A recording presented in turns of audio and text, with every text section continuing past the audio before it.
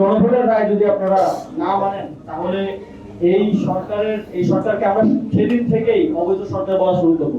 আমরা দেখছি যে বর্তমান সময়ে আবার সরকার যে প্রক্রিয়াগুলো অবলম্বন করছে, আমরা ইতিহাসে বিভিন্ন সময় কিংস পার্টি যেভাবে গঠিত হয়েছিল, জাতীয় পার্টি হয়েছিল, বিএনপিও হয়েছিল, যে প্রক্রিয়ার মধ্য দিয়ে হয়েছিল সেই প্রক্রিয়াগুলো আবার অনুসরণ করা হচ্ছে। এই যে প্রশাসক গঠন থেকে শুরু করে এগুলো খুবই পরিচিত প্রক্রিয়া, এর মধ্য দিয়ে একটা স্বৈরাচারের জন্ম হয়।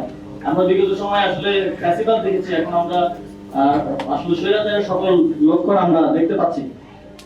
আমরা এই গণভোটের যে বিষয়টা, এটাকে অনেকে বিভিন্ন আলোচনায় আমি দেখছি যে জিয়াউর রহমানের সময় যে গণভোট করা হয়েছিল সেই গণভোটের সাথে তুলনা করা হয়। এটার একটা সুস্পষ্ট পার্থক্য আছে। জিয়াউর রহমানের সময় এই গণভোটের মাধ্যমে লেজিটিমেসি নিয়ে কার্যক্রমের প্রতি এবং এই যে বিভিন্ন প্রসেসের মধ্য দিয়ে তখন এবং এজেন্সিকে ব্যবহার করে একটা কিংস পার্টি তৈরি করার জন্যই মূলত এই গণভোটটা করা হয়েছিল। কিন্তু এবারের গণভোটটা হয়েছে বাংলাদেশের এই রাষ্ট্রের কাঠামোগত সংস্কারের লক্ষ্যে, এবং এবারের গণভোটে জনগণ এই কাঠামোগত সংস্কারের পক্ষে হ্যাঁ ভোট দিয়েছে এবং এটাকে বিজয়ী করেছে।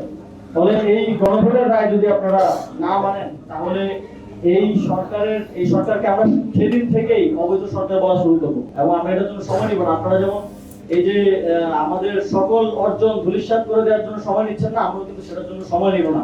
আপনারা যেটা বলছেন যে অনেক সময় আপনারা বলেন, বিভিন্ন আলোচনায় বলেন যে 15 বছরে হবে না, 20 বছরে হবে না। এটার নজির আছে বাংলাদেশে যখন 69-এর অর্জনটা রক্ষা করা যায় নাই, 71-এই মুক্তিযুদ্ধ হয়েছে। তো আবার 24-এর অর্জন রক্ষা করা না গেলে আবার 26-27-ও এরকম কোন ঘটনা ঘটে যেতে পারে। আমরা জাতীয় নাগরিক পার্টির পক্ষ থেকে আমরা শুরু থেকে বলে আসছি যে এই সরকারকে আমরা সহযোগিতা করতে চাই একটা সুন্দর সমাজের নির্মাণের জন্য, কিন্তু আপনাদের সদিচ্ছা না থাকার কারণে আমরা সেটা পাচ্ছি না। এবং আমরা এখনো বলতে চাই যে বৈশ্বিক ক্রাইসিস এখন চলমান আছে।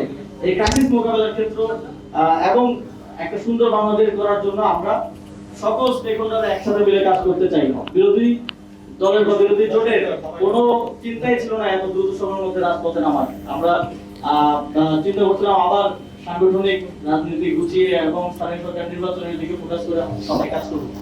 কিন্তু আমরা যেই পরিস্থিতিতে আপনারা আমাদেরকে ফেলে দিয়েছেন, আমাদের সাংসদরা কথা বলতে পারছেন না, ইভেন গণভোট নিয়ে কথা বলার জন্য একটা দীর্ঘ নাটকীয়তার মধ্যে দিয়ে কথা বলার সুযোগ পাচ্ছেন, এবং সেটাকে কোনো ধরনের তোয়াক্কাই করা হচ্ছে না। এই পরিস্থিতিতে আমাদের আসলে রাজপথে নামা ছাড়া কোনো উপায় ছিল না, এবং সামনের দিনে হয়তো আমাদের এই আন্দোলন আরো বড় পরিসরে আমাদেরকে ভাবতে হতে পারে। এবং সেক্ষেত্রে এটা কারোর জন্যই ভালো হবে না, এটা ওভারঅল বাংলাদেশের জন্য একটা ক্ষতি হবে। সেজন্য আমরা আপনাদেরকে আহ্বান জানাতে চাই, এখন আপনারা হুঁশে ফিরে আসুন এবং আপনারা মনে করুন যে আপনাদের সাথে বিগত সময়ে কি কি হয়েছিল, এবং সেই জায়গা থেকে সদিচ্ছা দেখার এবং একসাথে আমরা একটা সুন্দর বাংলাদেশ করি। অন্যথায় আমাদের জনগণের কাছে ফিরে যাওয়া ছাড়া এবং জনগণকে আমাদের সাথে নিয়ে আসা ছাড়া আর কোনো উপায় থাকবে না। আপনাদের